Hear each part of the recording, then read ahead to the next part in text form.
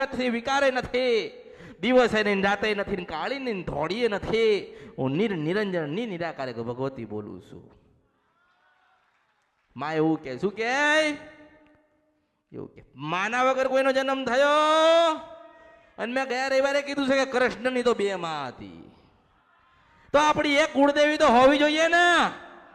જો એનો 2 માનો સહારો મળ્યો તો કળિયુગમાં તમને મળ્યો છે. એ ખોડિયાને બીજી મેલડી.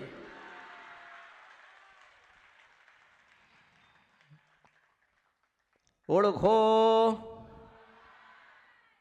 એટલે ભગવાનની કુળદેવી હોય હોય હોય હોય ના હોય જ. કોઈ નથી બતાવીને કોઈ નથી કીધી. એમની કુળદેવી આદ્ય શક્તિ કહેવાય કહેવાય ને ભગવતી કહેવાય કહેવાય ના. પણ જેને જે લખવું હતું એ લખ્યું ને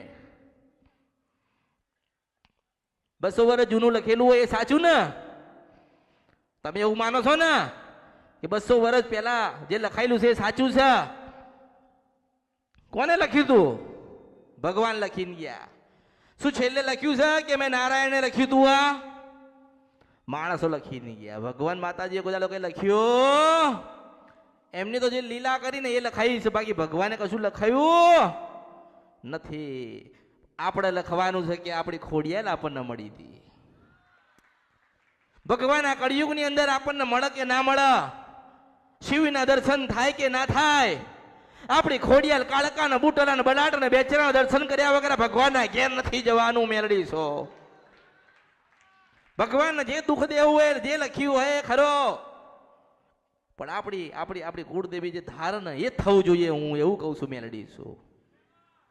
ભગવાને જે લખ્યું હોય, ભગવાને જેટલું સુખ કે દુઃખ લખેલું હોય, કદાચ કળિયુગની અંદર તમને મેલડી મળી, ખોડિયાલ મળી, કાળકા મળી ને અને એની ભક્તિ કરો તો કળિયુગની અંદર જેટલા કર્મ બંધન છે બધામાંથી તમને મુક્ત અપાઈને ભગવાનના ઘરે સ્વયં મેળવા આવશે. હું મેલડી છું. બસ તમે કુળદેવીને ભૂલી ના જતા. કોઈ જગ્યાથી કોઈ ના કામ ના થાય ને. લોકો નહીં કહેતા અમે તો 500 ભૂવા કર્યા ને 700 ભૂવા કર્યા ને પૂજા કરાવીને પાઠ કરાયા ને હવન કરાવીને કથા કરાવી, અમારું કશું ના થયું. કઈ જ કરવાની જરૂર નથી. પરિવાર સાથે 12 થી 4 નું ભજન કરો અને જીવન પરિવર્તન ના થાય. બરી મારા અવતારમાં ખોટ પડે. હું મેલડી સ્વા કળિયુગમાં. અરે જેટલા લોકો એવું કે કર્મનું ભોગવવું પડે. જો કર્મનું ના ભોગવવું હોય ને તો આપણી ખોડિયાલની ભક્તિ કરજો.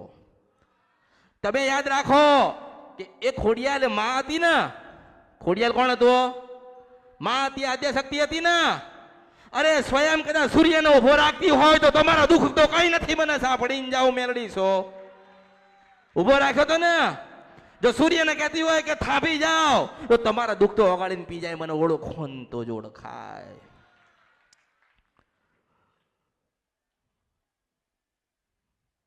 અમુક ગ્રંથોમાં લખેલું કે સૂર્યને કોઈ બાંધી શકે, સૂર્યને કોઈ ઉભો રાખી શકે.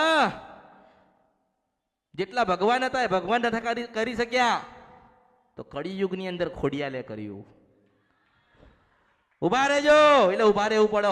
હો આદ્ય શક્તિ બોલી કે એ આદ્ય શક્તિ ખાલી આમ કરે ને સૂર્યના એટલે સ્થિર થઈ જવું પડે. એને ખબર છે કે નાની નથી, મોટી નથી, રંગય નથી, રૂપય નથી, આકાર ને વિકાર નથી.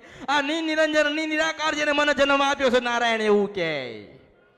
શું કે મેં કીધું ને કે રામને જન્મ લેવો હતો ને તો માની જરૂર પડી. શિવને જન્મ લેવો હોય તો માની જરૂર પડે.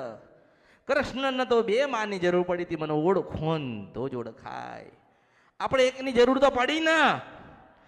ગમે તેટલા દુઃખ છે, ગમે તેટલી વિઘ્ન છે, ગમે તેટલા જીવનમાં મુસીબતો આયા છે, કોઈ કામ થતા નથી.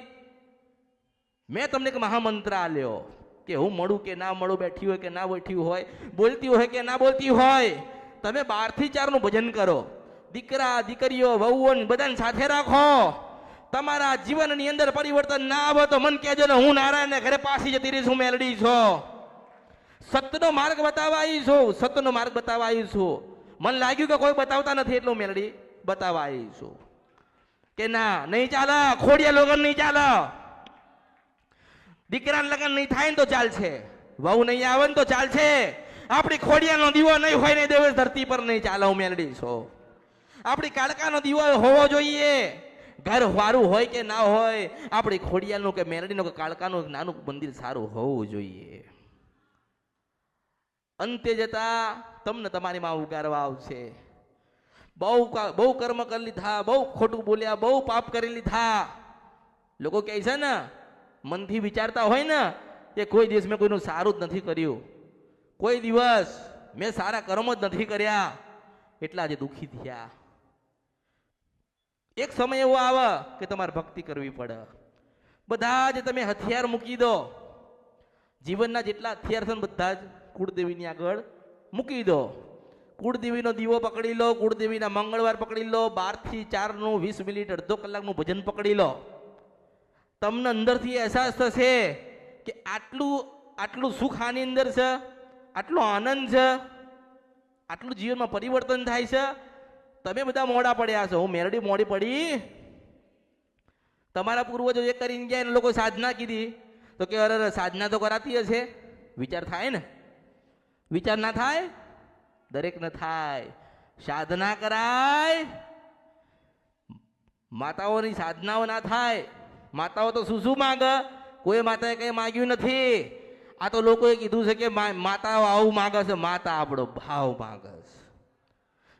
જે આખી સૃષ્ટિનું પોષણ કરી શકતી હોય એ એનું નહીં કરી લે? કરી લે ને, એ પોતાનું તો કરી લે ને. આજે હું કદાચ હજારો લાખો ને કરોડોનું કલ્યાણ મેં કર્યું, મેં મેળડીએ, બરાબર છે ને, અને લોકોના પેટ ઠાર્યા. હું મારું પેટ નહીં ઠારી શકું?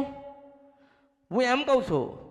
એટલે ભક્તિ વગર કોઈ ઉદ્ધાર નથી.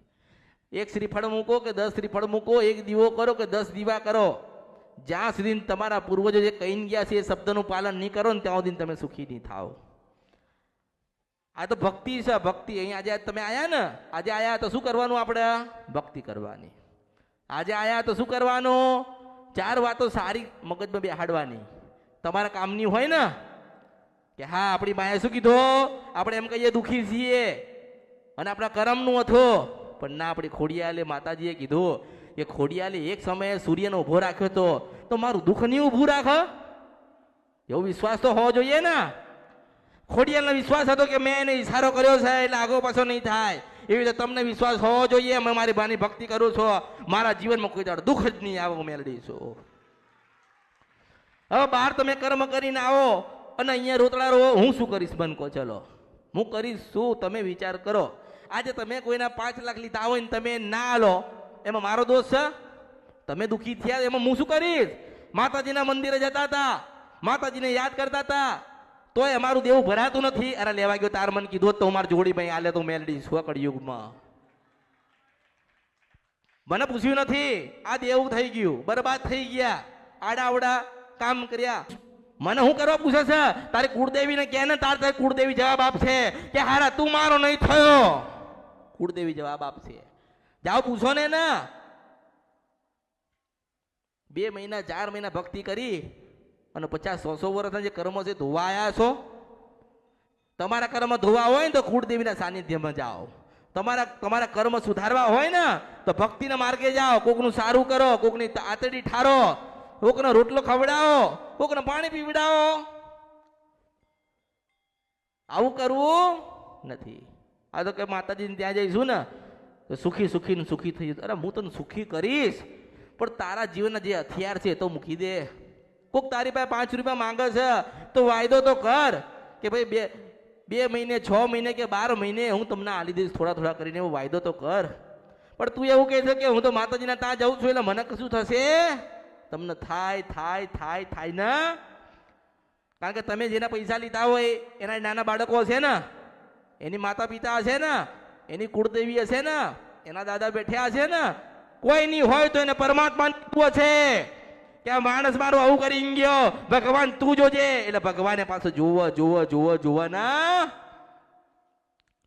કર્મ સુધારો, ભૂલો સુધારો, સત્યના માર્ગે જાઓ, ખોટું બોલશો નહીં, સત્ય બોલો. આજે તમે દેવાદાર હોય ને, દેવાદાર તો સત્ય કહો. મારી પાસે કશું જ નથી, મને મારી મેરડી ઉપર વિશ્વાસ છે કે 12 મહિને હું તને તારું લેણું પૂરું કરી દઈશ. સત્ય બોલો.